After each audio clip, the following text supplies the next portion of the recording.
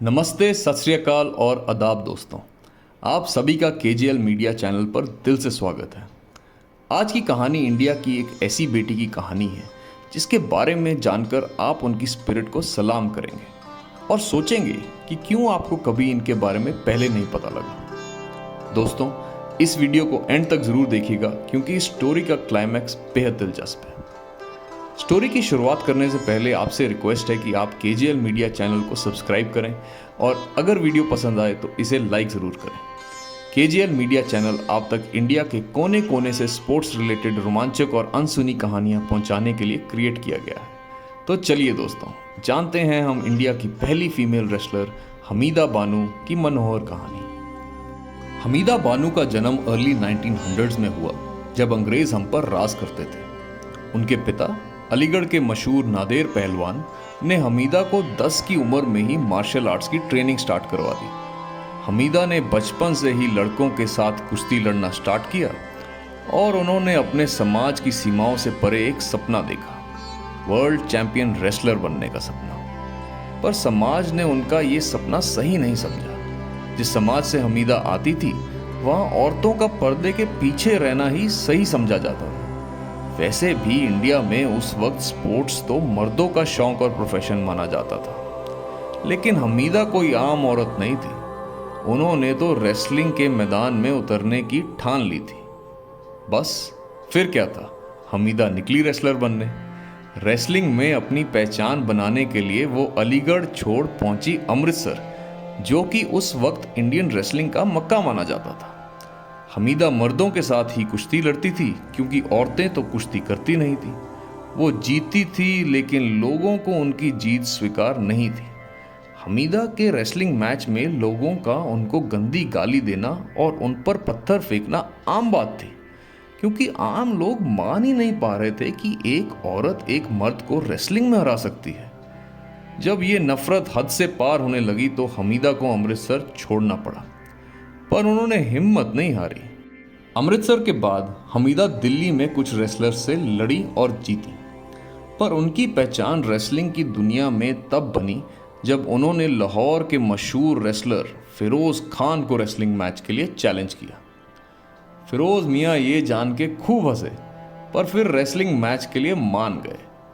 हमीदा ने मैच की शुरुआत में ही उन्हें ढेर कर दिया और जब वो उठे तो हमीदा ने फ्लाइंग मेयर टेक्निक का इस्तेमाल करते हुए ये मैच भी अपने नाम कर लिया।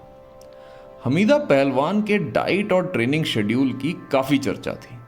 वो पूरे दिन में 6 घंटे ट्रेनिंग करती थी, 9 घंटे सोती थी और बाकी टाइम खाना खाती थी। हमीदा की डेली डाइट में 5.5 लीटर दूध, 1 मुर्गी, 1 किलो बादाम, 1.5 किलो मक्खन, सूप, अंडे, चावल और फलों का रस रहता था।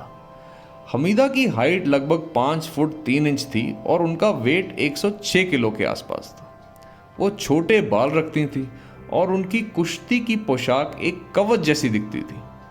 अपने रेसलिंग परफॉर्मेंस और लुक के कारण उन्होंने इंटरनेशनल मीडिया से अमेज़न ऑफ अलीगढ़ का दर्जा हासिल किया। 1950 के दशक में हमीदा ने एक नया स्वयंवर रचा।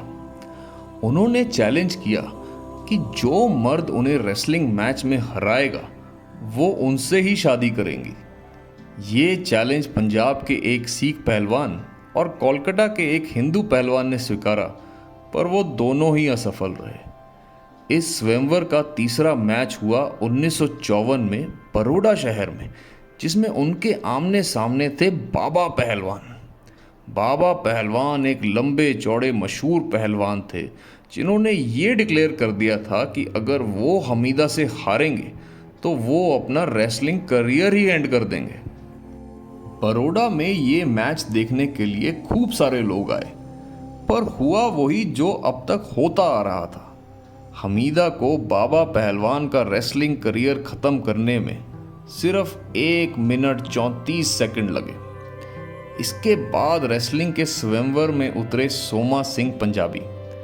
कोल्हापुर में इस मैच को देखने आए हजारों फैंस ने हमीदा को खूब गाली दी और उन पर इतने पत्थर फेंके कि पुलिस को सिचुएशन कंट्रोल करनी पड़ गई। जनता ने हमीदा के अगेंस्ट कंप्लेंट दर्ज की ये कहते हुए कि हमीदा का मकसद सिर्फ लोगों के पैसे खाना था। पर असल में बात ये थी कि वो एक महिला रेसलर की कामयाबी बर्दाश्त नहीं कर पा रहे थे। अब लोग क्या कहेंगे इसका तो हमीदा को कतई फर्क नहीं पड़ता था। हमीदा ने तो तब इंटरनेशनल रेसलर्स को चुनौती दी और ये चुनौती रशिया की वेरा किस्लिन ने स्वीकारी, जो कि फीमेल बियर के नाम से मशहूर थी। रशियन वेरा काफ़ी कॉन्फिडेंट थी कि उन्हें बस 2 मिनट चाहिए हमीदा को हराने के लिए। मुंबई के सरदार वल्लभ भाई पटेल स्टेडियम में ये मैच 20 जून 1954 को लड़ा गया और हमारी हमीदा ने केवल 1 मिनट में ही रशियन वीरा को हरा दिया। इस जीत के बाद हमीदा ने अपना यूरोप में जाके भारत का नाम रोशन करने का मन बनाया।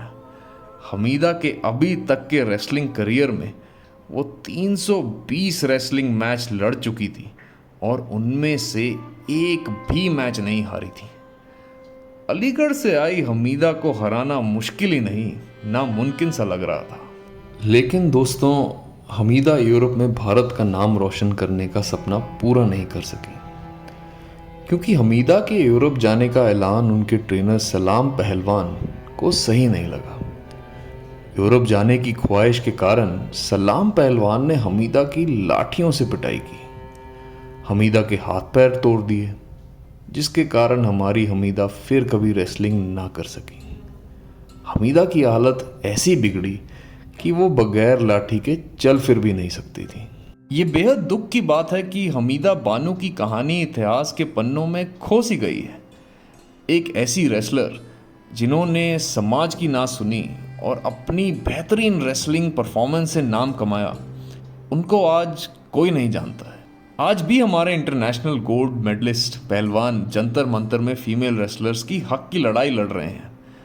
उनके मुद्दे पे तो फिलहाल हम नहीं कह सकते कि कौन सही है और कौन गलत, पर हमें इस बात पर ज़रूर सोच विचार करना चाहिए कि क्या इंडिया कभी स्पोर्ट्स जगत में नंबर 1 देश बन पाएगा? क्या है वो कमियां हमारे सिस्टम में, हमारे समाज में, हमारे लोगों में, जिसके कारण हम यूएस या चाइना या यूरोप जितने स्पोर्ट्स फील्ड में सक्सेसफुल नहीं हैं? अपने ख्याल ज़रूर कमेंट सेक्शन में शेयर करिए, जैसे कि हम सब मिलकर इंडिया को स्पोर्ट्स में तरक्की की ओर लेकर जा सकें। Thank you. जय हिंद।